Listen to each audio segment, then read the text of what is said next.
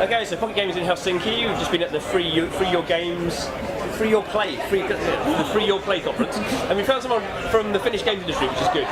So, do you want to introduce yourself and tell us who you work for? Yeah. Quite a famous Finnish games company. Oh well, entertainment company nowadays. Sorry. So Marja, I'm from Rovio. I work as a marketing director. Okay. Rovio, and I'm working mainly with the Angry Birds IP.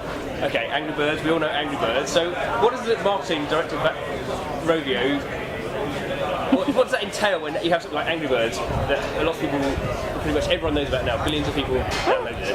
Well, I think it's, at least personally for me, it's a bit of marketing, it's a bit of business development, it's a bit of account management at the same time. So it's taking care of something that we're doing internally, but also finding really good partners to work with and make sure that the game or whatever the product is going to be the best of its kind. Okay. And making sure that we're having really cool relationship both with the consumers as well as the partners at the same time.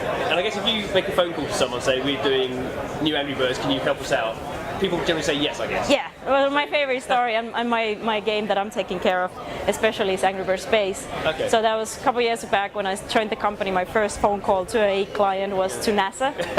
So I did make that phone call saying, "What's up, guys? Should we do something together?" And they giggled and they said, "Yes, let's do it." So a year later, we did Angry Birds Space. But I guess that was interesting because that was still fairly early in Angry Birds. So you still you wouldn't assume NASA would go, "Oh yeah, that makes sense." Oh, at that point it was almost unknown for them. So they were like, "Oh, mobile gaming, I don't know, that's kind of interesting." Obviously it's a bit different now that we're more established, but also just because we've been doing these things with different partners, but we'll still get like really exciting partners. Like the latest one was Slash, so he's a massive fan, so we ended up working with him. But how cool is that you get to work with one of your biggest fans? I noticed all the Rovio guys at E3 all had Slash Did they? t-shirts on. Awesome.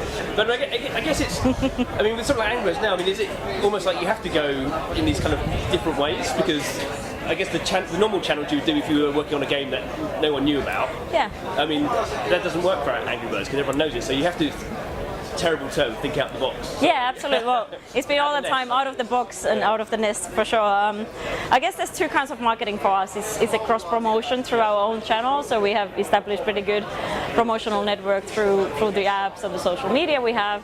So we can definitely talk directly to our fans as it is, but reaching the audience that we don't even know about yet.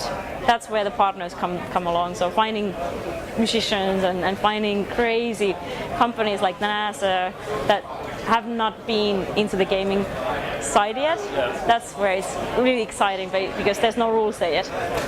Excellent, lovely, thanks. All right, well that was easy.